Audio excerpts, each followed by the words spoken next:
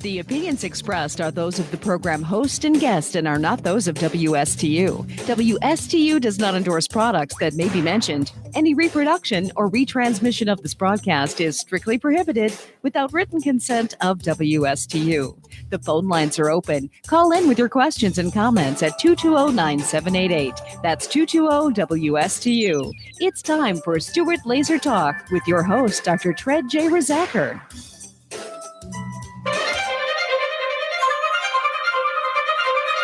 I'm 5'10" and 242 pounds. I always say this is the biggest I'm ever going to be, and I said that like 20 pounds ago. A third of Americans are obese, another third is overweight. Obesity is the biggest threat to the health, welfare, and future of this country. I've always been overweight. I've got diabetes. Sleep apnea, heart disease. Everything's hurting now. It's a lot easier to lose weight than it is to keep weight off. This is probably going to be the first generation of children who are going to have a shorter life expectancy than their parents. 18% of our children right now are obese. It's not only health, it's about survival and well-being of the United States as a nation. You don't crave broccoli, and our generation has grown up craving a Big Mac. I'm going to think that there's something better for me. Unless we're able to control this epidemic, we're going to have an abundance of chronic disease. All of us have to be part of the solution to reduce obesity. The weight of the nation is out of control, but we can fix that. If we don't now take this as a really urgent national priority, we are all going to pay a really serious price. Obesity will crush the United States in oblivion. Well, hello.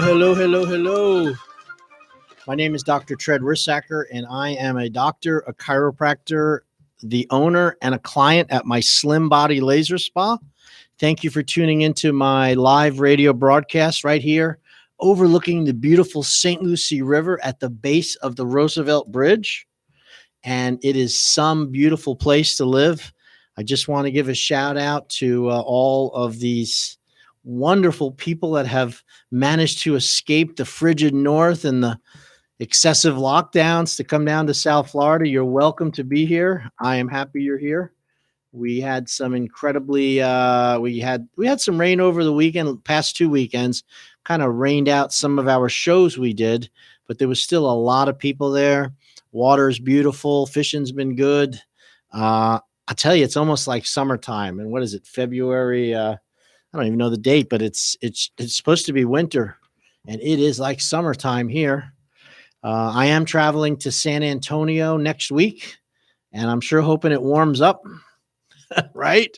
Because I can't believe how cold it is up there, and all the people sliding around on their cars. You'd think they would know when it's freezing out that bridges freeze over, but they sure seem to not pay attention to that. And it was amazing to see the news, all the car crashes, and prayers for those who were injured in that. It's not the way that you want to, go to work or coming home with your kids to have a bunch of people pile into the back of your car, for crying out loud.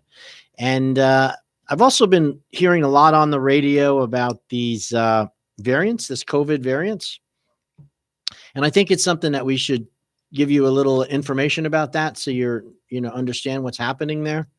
Of course, my main emphasis is laser assisted weight loss, and the way that you can beat a COVID or any germ, bacteria, pathogen, protozoa. There's a lot of things out there that are trying to use your body as a host, and you call it an infection, and they're there for a reason. God created them, and also created you with an immune system and a defenses against these things.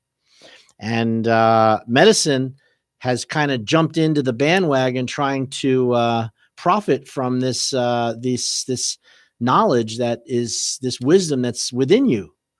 And they make you think that you have to go through them to get the knowledge. You have to pay them. You have to join their program. You got to call up and schedule your time to have some kind of health. And I can tell you that it's common, but it's not okay. And you really have the ability to heal yourself. My office is called the Slim Body Laser Spa, and I'm using a FDA cleared low level laser.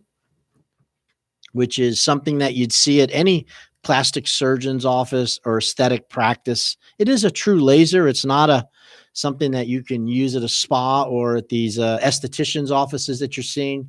If they're using lasers, they're really not supposed to be. You have to be a doctor.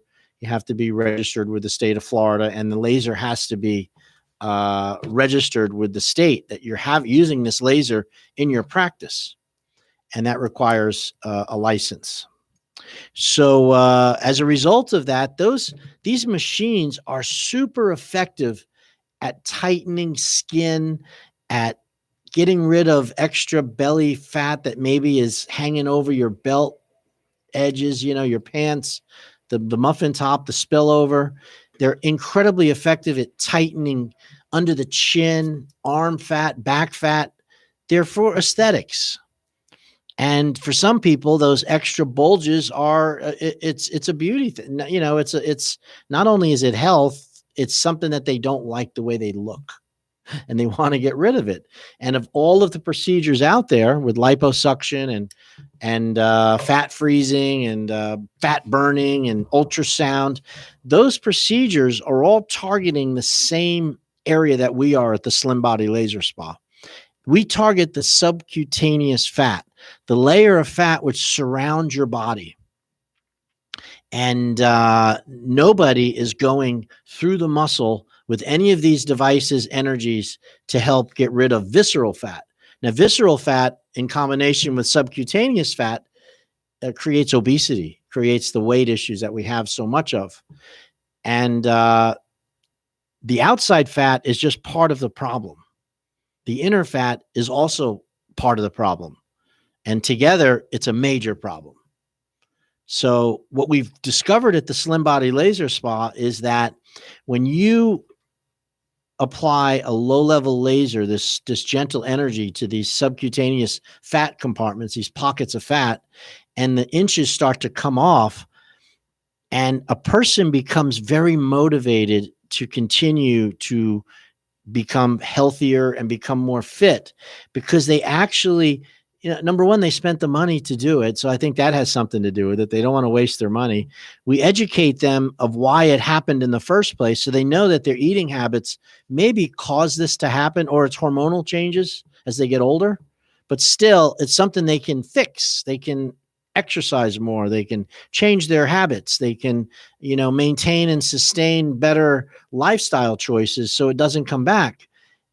And since the laser gets rid of it so fast, 9 sessions in 3 weeks, they turn into a superstar at making better choices. They find the desire to lose weight, the desire to eat better, the desire to go for longer walks, the desire to go out and meet with friends. Some people are locked up in their house because of their weight. They don't want to come out. And all of a sudden, their life starts to change. They turn into flowers, from weeds hiding in scrub patches to, letting their flowers bloom and then coming out of the shell. And it's an amazing thing to watch. And at the same time, we have instilled a nutritional wellness program while you're there for that 3 weeks. It's part of the package, part of the process. Calculate your body fat percentage so you know where you stand. You need to know your numbers. If you don't know your numbers, you can't lessen them. If you think you're okay and you're not, it's a fool's errand. You want to make sure you know how much body fat you're carrying compared to lean muscle. And then you want to know what your resting caloric intake is, how many calories you burn at rest. Everybody burns calories, whether you're exercising or eating or not. You're alive. As long as you're alive, you're burning energy. And as long as you're alive and burning energy, you have to replace that energy that you burned the day before by eating the next day. So it's an energy thing. Weight gain and weight loss is about calories and portion control and frequency and quality of calories.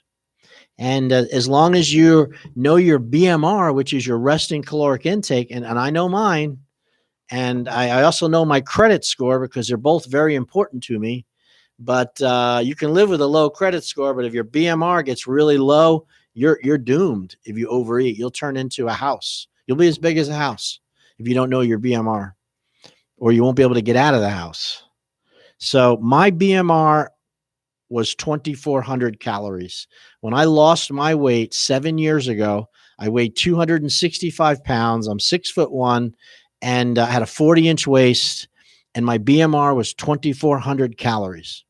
So for me, if nothing changes, if all I eat is 2,400 calories, nothing's going to change for me. I will not be able to lose weight or gain weight. If I wanted to lose weight, I have to eat less than that 2,400 calories, the BMR, basal metabolic rate, or resting caloric intake. Now you can go to your computer and you can calculate your BMR with an equation, but it's much better if you do it with a machine that also measures your body fat percentage. Because without measuring your body fat percentage with an impedance machine, when you do it online, you're calculating your weight and your height. And these numbers can be very misleading when it comes to BMR. In other words, you could be full of muscle because you're an exercise person, a weightlifter, and have a lot of weight. And then when you put in your height, 5'4", 5'5", and it shows that you weigh this thing, it's going to say your BMR is much slower than it really is. So it's not that correct when you do it online. That's why you need to go into a doctor's office that has a bioimpedance analysis. And I do have one. I have 2 of them, and it produces a nice target. It gives you a breakdown of recommendations. And if you come in for a consultation with me, I will do that for you at no charge, so you could at least know where you stand, even if you don't sign up for the program. I want to help you, and one way is by doing that. I've never had anybody really come in and take advantage of us over that. 3 or 4 people maybe come in and they just wanted to know, and that's fine. And we're there to help. If I could have 10 a day, that would be fine, because those people will then be able to go to the grocery store, go out on a cruise, go to one of the restaurants. And when they know their BMR, they know their max caloric intake, they have an idea as to how much food they can eat in that 4-hour interval, that 4 to 5 hour interval. We eat every 5 hours, 3 to 5 hours. Your body needs food again, unless you're sleeping. Then you go 8 to 10 hours without eating. But when you get up in the morning, you eat at 8 o'clock or 7 a.m., you're going to need to eat again by 12. Because the body will have utilized those calories, absorbed them, assimilated them, and your blood sugar starts to drop again. And if you don't eat food, your body's going to go to stored energy, not fat. And you eat again, and you have food for the next 3 or 4 hours. And now that gets you into 3, 4 o'clock in the afternoon. And if you don't eat again, then your blood sugar is going to drop. You're going to burn stored energy, which is muscle. So you want to eat again within 3 to 4 hours after lunch. But you don't want to eat too much, under 500 calories. Eat again, 3 o'clock, have a little snack. And then when you get home, 6 or 7, you can have your meal. And then another snack around 9 o'clock, and then go to bed. Go to bed by 11 for sure. And if you repeat that and make sure that the food you're eating is mostly protein and good raw carbohydrate, you're going to do really well, and you're going to lose weight, and you're going to keep your fire burning. You skip breakfast, you've just given yourself, it's like trying to run a race with a sandbag. Well, I want to do the marathon today, and it's time to race, but I skipped my breakfast. And your body would say, "What, are you kidding me? You're going to run a marathon, 24 miles, you're not going to have breakfast?" Well, when you get up in the morning and you're overweight and you got obesity and you skip breakfast, you know what your body says? Well, guess what? Without food, we can't burn energy. And so we're just going to be in storage mode until you finally eat some food. Eating food is exercise. It burns calories when you eat food. But some food doesn't burn calories because it's easy for the body to digest it. So there's 2 types of foods we eat. We eat processed food that's been cooked and processed. Breads, wheat, which used to be good for you, is now processed to turn into flour and pasta products. These are processed food, and processed food is digested so easily by the body that the body doesn't have to work to break it down. There's a saying in gastroenterology, you know, the doctors that deal with colon problems. Food that goes in hard to chew, always comes out soft without any bowel troubles. Food that's soft, that goes in, that's, you know, processed and easy to digest, it comes out hard. Constipation. That's because your body's and since your gut, meaning your stomach and your duodenum and your ileum and your all the organs that make up your gut, it's like a muscle. It's like a factory which can either be overwhelmed with, you know, get stronger and stronger, or it can get weaker and weaker. When we don't eat foods in their natural state, our gut becomes weak. Your muscles become weak. The ability for the body to get the calories out of it, which is the sugar, when it's processed, is really easy. So you burn very little energy when you do that. That's why people put fat on so fast when they eat sugars in these processed foods. If you eat food which has fiber in it, food in its natural state as much as possible, you might call it a plant-based diet, but you can have proteins too. And what happens is those foods, the body has to work extra hard to get the sugar out of a piece of broccoli or something which is spinach, or even a nice piece of protein has to be broken down into amino acids. It's hard for the body to get that energy out. Thus, you burn calories when you eat food that's natural and healthy. You're burning calories. I would say 30 to 40% of your daily burn rate can come just from eating foods which are natural. Now, when you go into eating foods which are processed, breads and pastas and sodas and sweet teas and candy snacks and chips, you're not burning any energy at all to digest that food. You maybe are committing 10% of your energy is going to digestion, and the other 20% is going to what we call detoxification. When you eat foods which have things which are not healthy, your body has to go through detoxification. And that means your bowels are loose. It's you have smelly bowel movements. There's gastric, irritation in your belly. Your belly gets all swollen. Your liver enzymes go up. So you might have some edema in your legs, in your feet. This is from eating a diet which is impoverished and has no energy in it. So that's really important to know that when you eat food, it should be live, plant-based as much as you can, natural. I have a garden. I've become quite the gardener these days. I have more food than I can eat. And I want you to know, when I first started, I wondered how long it was going to take. And now I am reaping the benefits of my efforts. And I mean, I have pots with cabbages. I didn't even know I planted 3 pots of cabbages because I got the seed packs mixed up. But as these things were growing, I'm like, these are great. And I realized they're cabbages. And I got collard greens. I got 2 big pots of carrots, which have finally gotten long and they're super tasty too. A carrot that you grow in your garden tastes very different than what you buy at the store, I tell you that.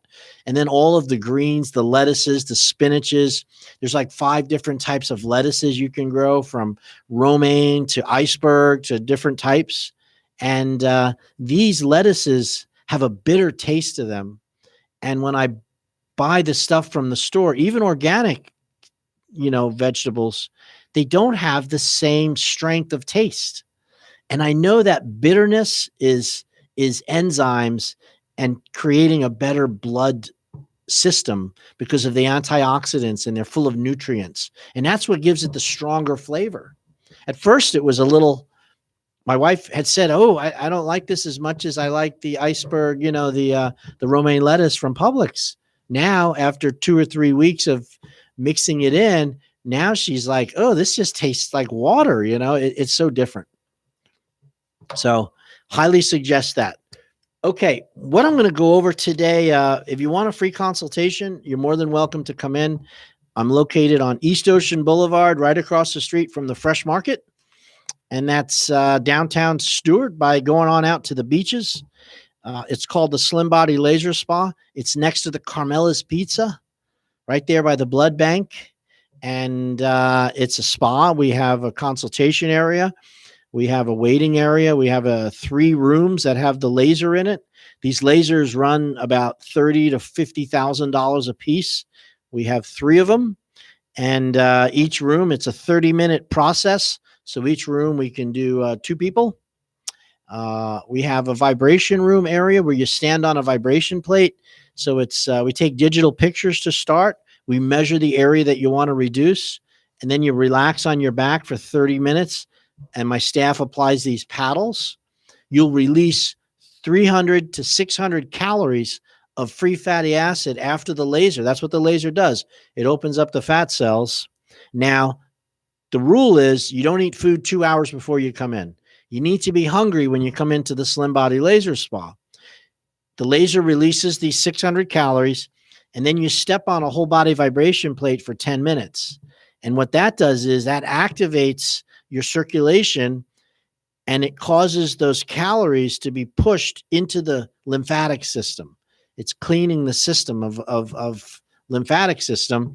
And that lymphatic system, those calories then go into the gut, and you burn them as energy over the next 2 hours. So you're literally releasing the calories in an area that you cannot target with diet and exercise. In other words, that laser targets the stuff that will not change when you diet and exercise, within reason, of course. And once the laser comes off, it's like 1/8 of an inch of fat has been emulsified. Whole body vibration moves it out of the tissue. You don't eat for 2 hours, drink lots of water, and you have effectively burned those calories, and they will not be restored somewhere else. So you can lower your body fat percentage each time you do it. It comes down. And of course, you get the oh my God result of inch loss with very little effort, which, I had a guy yesterday come in, and he just finished his 9th session. We took some after pictures, and he lost like 5 inches of girth around his belly. And the fat, he's in his late 60s, early 70s. And the fat that was collecting around the lower part of his belly kind of hung down like a lip over his pant, And even he said, when I have to have slip-on shoes, because if I have any kind of shoe that I have to bend over and lace up, or I can't breathe, it restricts his breathing. And that is, in 3 weeks, it's gone. I mean it. And he come into me yesterday. He says, well, I'm going back up north in April, but I'm going to come here every single week since this really worked for me. And he said, why would I not? What else am I doing? I'll go back this summer, and I'm going to look like I'll have lost 30 pounds from this process. Because he just couldn't believe it. Now, he hasn't lost a lot of weight yet. That comes after the laser. So if you're interested in coming in, touching it, feeling it, seeing the laser, getting an explanation by me, looking at the videos, ask me any question you want. I'll also calculate your BIA, no charge. Come on in, check it out. Nobody does that for you. We also have a 3-inch money back guarantee. After 9 sessions, you lose at least 3 inches. You get to see my staff, and it could be something that could be life-changing. All right, so we're going to take a break, and then I'm going to come back, and I'm going to go over some of the fad diets. And what I want you to know about fad diets, they're just diets, but they began in the early 19th century, and today they're still almost identical. And that's something you're going to see in this next article I'm going to go over with you. Okay, so we'll be right back.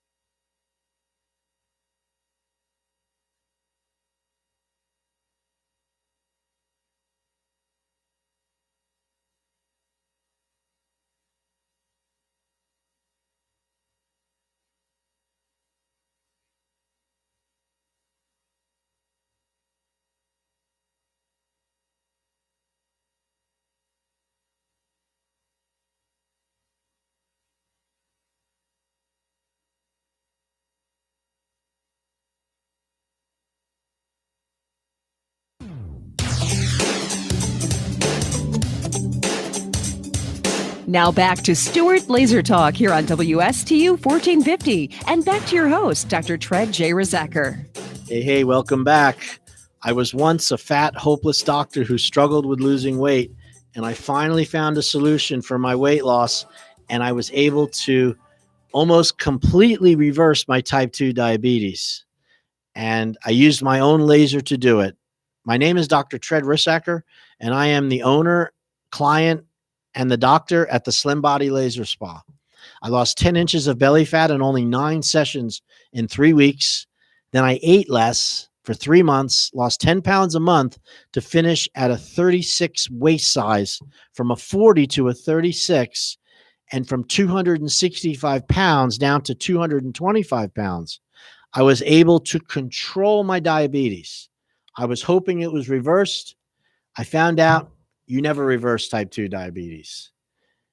It becomes manageable, and you don't have to live on medications your whole life. But if you continue to overeat and you don't exercise again, your diabetes will resurface and become a health problem for you.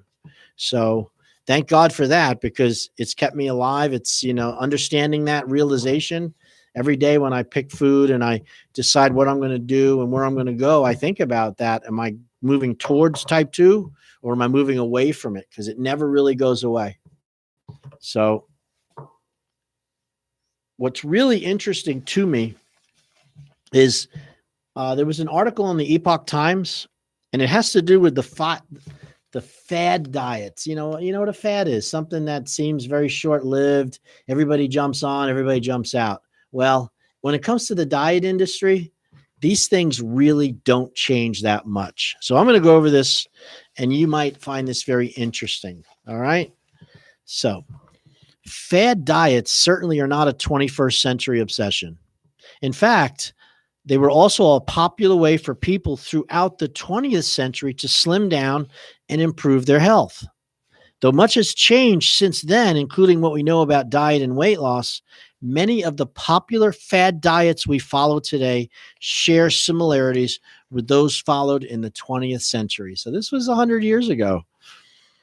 In the early 1900s, regulating body weight became a significant concern in the 1900s, thanks to evidence about the links between obesity and mortality. So we're just figuring that out. This has been going on for 125 years. Like many diets today, early 20th century diets emphasized low carb and no sugar. All right. This is like back in the late 1800s. One of the most popular diets in the early 1900s was called the Banting diet, Banting. This was invented by an English undertaker, a mortician, a guy who buries dead people, named William Banting in 1863, who had used the diet to help him lose weight when he was obese. His diet appeared in many health manuals and women's magazines of the time, recommending people to follow a high-protein, low-carbohydrate plan that avoided pork, beer, potatoes, and bread. Sounds similar? His diet focused on avoiding carbohydrates set the trend for other popular diets at the time. For example, they had something called the dry diet back in the late 1800s. It instructed users to consume only 1 pint of fluid per day, no soup, no sauces, no alcohol. You must avoid pastry, puddings, white bread, potatoes, and sugar. Another diet plan published in the Home Science magazine in 1905 told readers to avoid carbs, excess fluids, no desserts, and to walk 4 miles a day. Until the 1920s, weight loss wasn't an exclusively female domain. It seems like it's all about women, but no, not in the 1920s. But the intra-war period, that's between 1920s and 30s, World War I, medical concerns over body weight were equaled by popular notions of beauty that called for slimness. And this saw many diets being marketed exclusively at women. So after the 30s, it started to be for women. The new woman was a feminine ideal of the new woman with her slim outline, coupled with women having increased spending power back in the 20s, may have also driven the popularity of diets during this era. As detailed by the magazine Woman's Outlook, the anti-fat reducing craze was widespread in Britain by 1926. Home weighing scales had also become common, allowing people to easily monitor their weight. All of this resulted in an abundance of diet plans and books, such as the Hay Diet, which avoided certain food combinations to maintain what they called a body's balance. Slimming for the Million, that was another book by Eustace Chesser, which eliminated carbohydrates again. Avoiding carbs remained at the center of most popular diets in interwar Britain, but some diets, such as the salad days or fasting day diets, placed focus on limiting calories.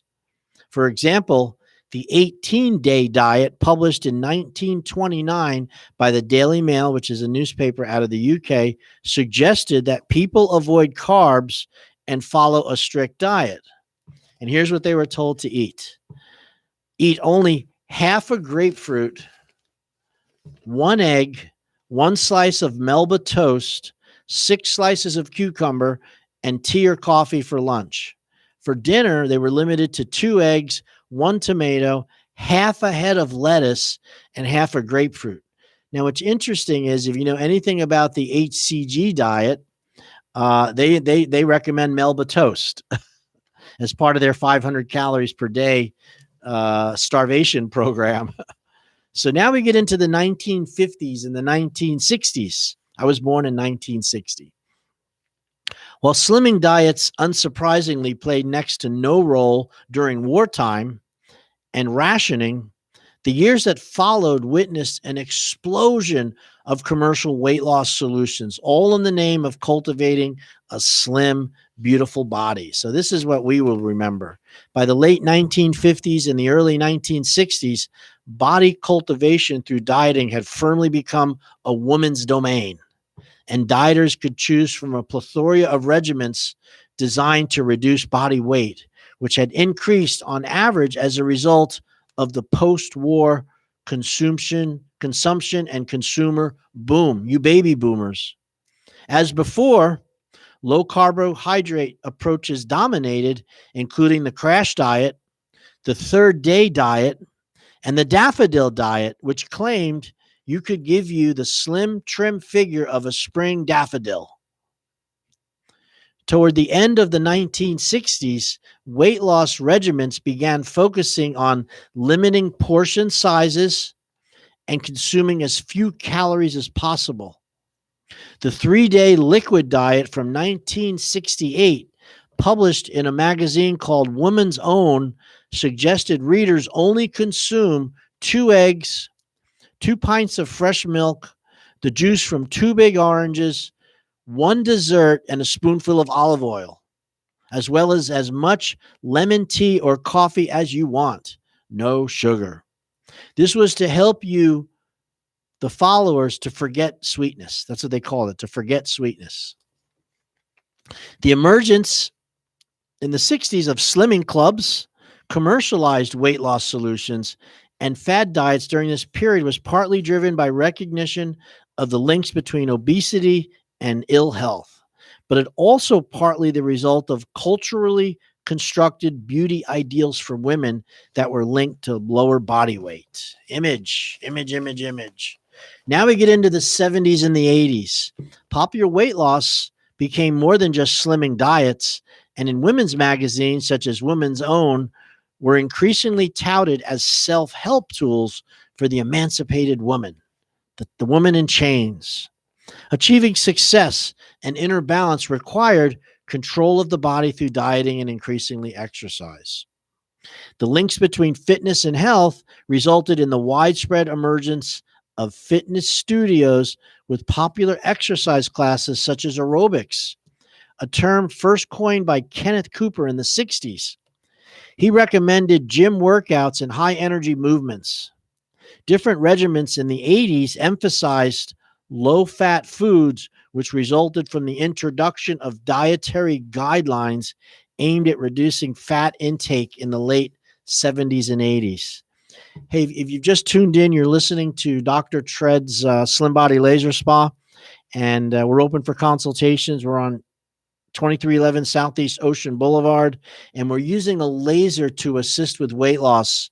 And the laser can give you results faster and quicker and more predictable than just diet and exercise alone. And that's what we get paid to do, and we can help you with that too. Our phone number is 772-223-5885. I'm going over the fad diets that were in the 20th century, and we just went over we're in the 1980s right now. And in the 80s, they started to emphasize low-fat foods, which is pretty much today. So the F-Plan diet was one of the most popular in the 80s, emphasizing eating high fiber and low calories. The F diet advised that people eat foods such as muesli for breakfast, salad with pulses for lunch, and lean meat for dinner. At the end of the 20th century, diets such as the Atkins or the South Beach diet returned to Banting's emphasis on cutting carbs for weight loss. So the beginning of Atkins and the South Beach diet happened back in the late 1863 when he used diet to help him lose weight. And it was followed a high protein, low carbohydrate. So Atkins and South Beach is just a reproduction of those early diet plans. Despite the knowledge we now have about losing weight through dieting, fad diets continue to be popular. How many people can name the new fad diet right now? I think you know what it is. Modern diets such as keto. Everything is keto. If it says keto, I'm in. Give it to me. I'll buy it. Or paleo. That means like from the beginning of time, early man eating food off the ground. They even share many similarities with the low-carb, caloric restrictive diets popular through the 20th century. Yet research shows that fad diets may actually lead to weight gain and disordered eating. Let me repeat that. The research shows that these fad diets that come and go may actually lead to weight gain and disordered eating disorders. So while the appeal of fad diets is understandable, evidence shows a balanced diet with lots of vegetables and fruit and exercise are more the best ways to lose weight. And I would say to include protein into that. So, yeah, this diet thing, man, this goes back years and years of, and, you know, just, I like the idea of, I think there's a lot of misconception with this keto diet.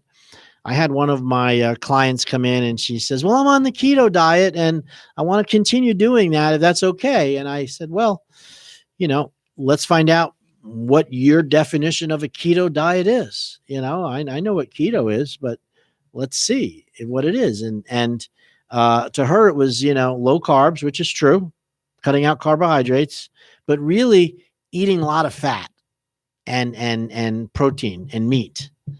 And without any really understanding of the amount, the caloric amount of those proteins and fats. And also not including complex carbohydrates, which are your vegetables, which are very important for digestion. You know, if all you're eating is meat and fat, your digestive tract's gonna get sludgy and get clogged up, and it's not a healthy diet at all. The vegetables with fiber and the nutrients that come with it, the nutrients, the minerals, the phytonutrients that are included in vegetable products are not included in meat or fat. And if you don't have those nutrients along with the protein and the good fats, you're definitely not going to be a healthy person. In fact, you're going to become sick. And heavy meat and fatty diets are known to be a trigger for arterial sclerotic plaque and heart disease and cancer also. So, you know, however, protein is necessary to build muscle. If you don't have any protein in your diet, you're going to be most likely of a low muscle tone, unless you're young and you're exercising a lot. But when you get into your after 50 and 60 and 70 and you're still not, you're eating less and less protein and you're not exercising, you are a huge risk for losing massive amounts of muscle tone. And unfortunately, when you lose muscle tone, you grow fat. The muscle is replaced with fat. You don't lose weight because you're losing muscle tone. Your weight stays the same, but your fat percentage increases. So you could be 62, 63, 65 years old, not have gained weight more than 5 or 10 pounds, yet have an enormous amount of body fat. 35 to 40% can be body fat, and you don't even know it. But what you do notice is you're getting weaker. You can't go upstairs like you used to. You haven't been, you can't even open things with your hand like jars. You have to stop and rest. Your knees and back are becoming a problem because your joints are full of inflammation. And these are signs of high body fat in somebody who is normal weight. It's called skinny but fat, SBF, I think. And there's a whole genre in the internet now which shows what skinny but fat means. And what skinny but fat means is that your weight hasn't changed that much, but you've lost muscle tone. So you become fat and you're still normal weight. So if the only tool you use is a scale to determine if you need to lose weight or not, or your diet, if you're only going by what the scale says as to how many carbohydrates you should eat or how much protein is in your diet, you're really missing the boat. You're creating a serious overall health problem because it's more than just weight. You need to know your body fat percentage and your lean muscle percentage. You need to know what they call your body composition, what it's made of. So your body composition is pretty simple. 75% of your body's composition is water. 75% of your weight is water. Yet you don't like water. You don't drink water. You have to force water. You're getting water from coffee and teas and sodas and iced teas and things like that. You don't get much water from those products. You get a little bit, but water comes from drinking water. And 75% of your body composition is water, yet you don't like to drink water. How many people out there, as I'm saying that, know that this is the truth? When I do these body impedance analyses on thousands of people, 90% of the people are dehydrated when they come in. I'm not kidding. You can, and the ones whose body fat is normal and they have good muscle tone and normal weight, they're always hydrated. They don't have any issues with dehydration.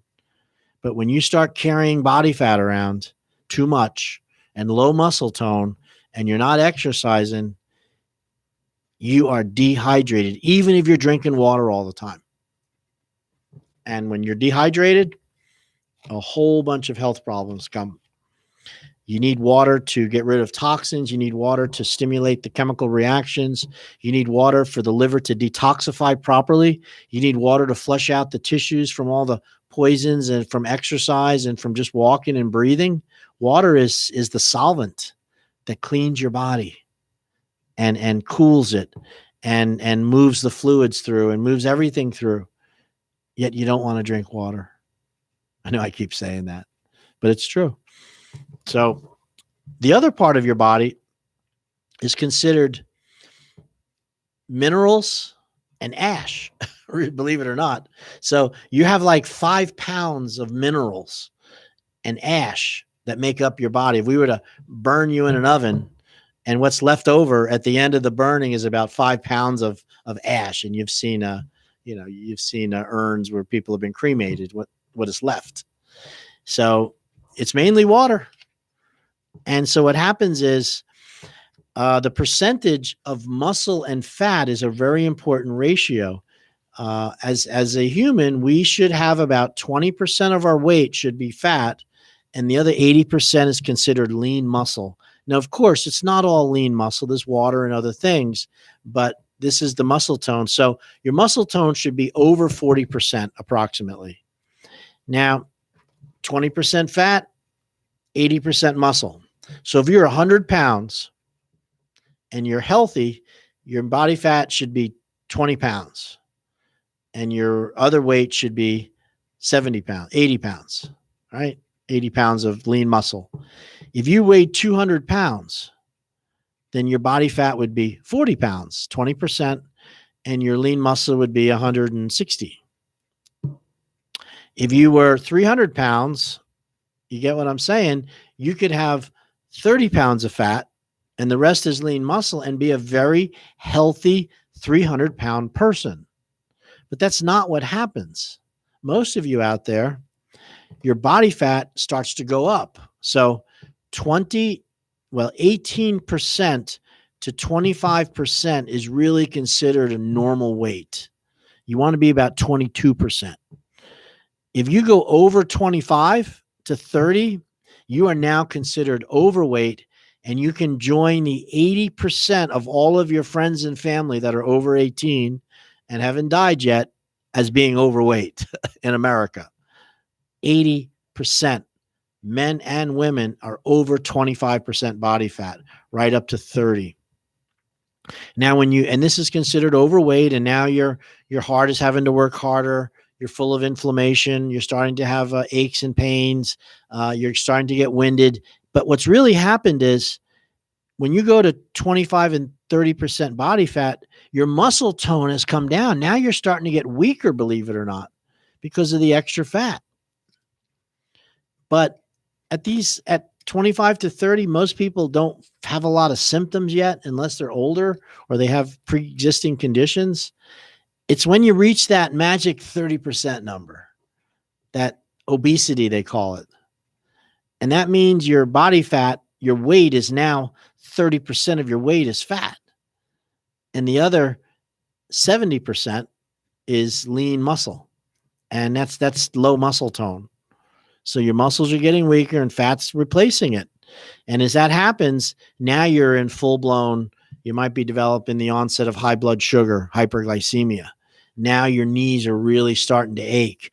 Pains, injuries that you had in the past, maybe you tweaked your ankle when you were younger or you had sprained your neck. These are now becoming painful again.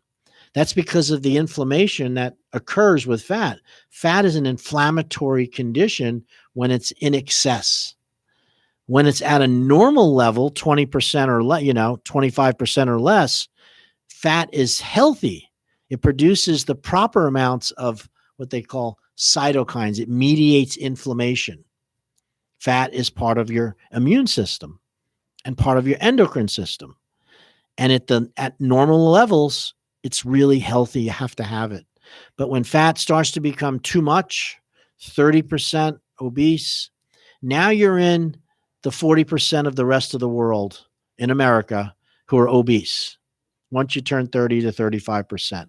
So 4 out of 10 of you are carrying around excessive amounts of weight, full of inflammation, on heart medication, cholesterol is elevated, they're not sleeping well, joints are starting to hurt all the time, and you're at a huge risk for disease.